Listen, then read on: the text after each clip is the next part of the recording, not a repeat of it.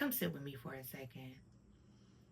When I decided to make the pivot into a business coach, I lacked the emotional aspect, right? I lacked the emotional awareness when it came to business, right?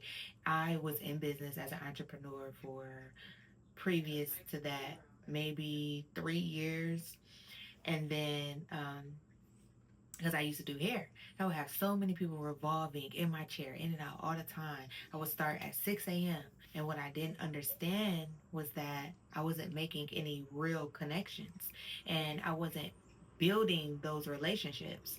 I wasn't building those relationships and making meaningful connections because I wasn't tapped in, not only to them, but into myself. I couldn't tap into myself to see how I felt, to even engage, to feel how they felt, right?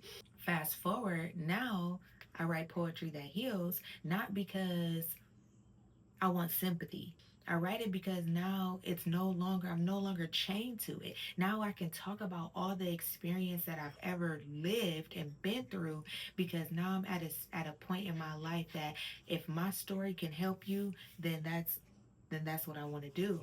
So now within my business plan, within my business model, my focus is mindset and accountability because I was a business coach and I didn't have my mindset together. I didn't take accountability, right? I didn't even know where to start.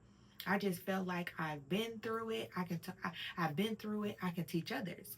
But when you lack that awareness, when you're not clear on what you're offering, when you're not clear on how you're even helping other people because you haven't really experienced or you haven't really taken the time out to understand yourself and your feelings and how to have a conversation and how to build those connections with other people, it was going to be hard for you to mentor or to coach someone else.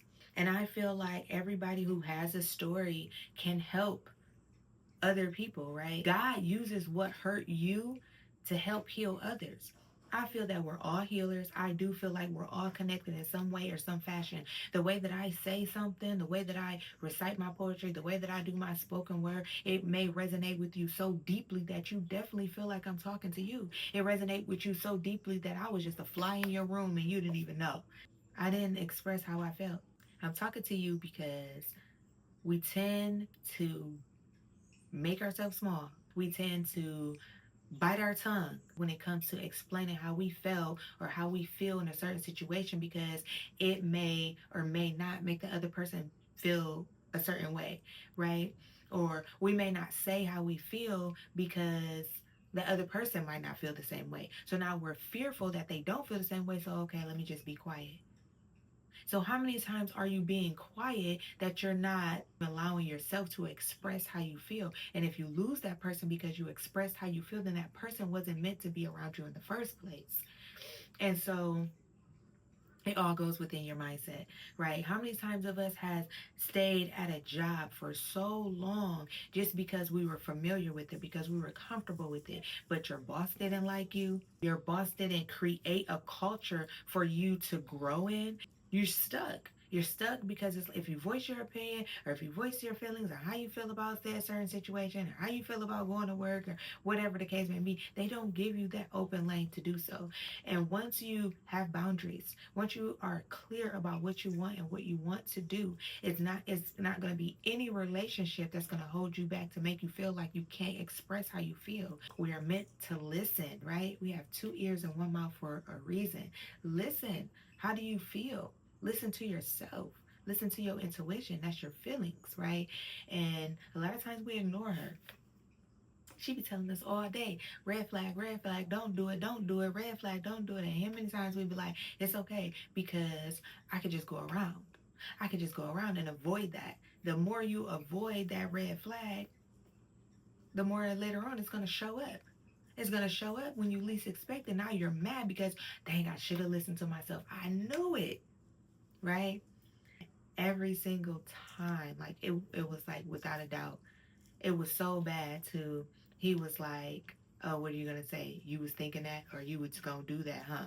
And I'd be like, yes, I literally was thinking it, but I never said it. I It would be always one of the times that I would think it and don't do it.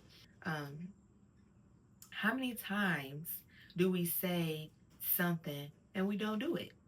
That goes into making a plan and not understanding how to execute. We can talk all day how to build a business, how to do this, and how to get clients, how to sell a book, and yada, yada, yada. But when it comes down to actually doing the work, how many of you are actually doing it? Most of the time, we don't know how to do it. Therefore, it don't get done. We don't know how to execute the problem, so the problem remains the problem. It all goes back to building that foundation of mindset and accountability before you can even jumpstart your business.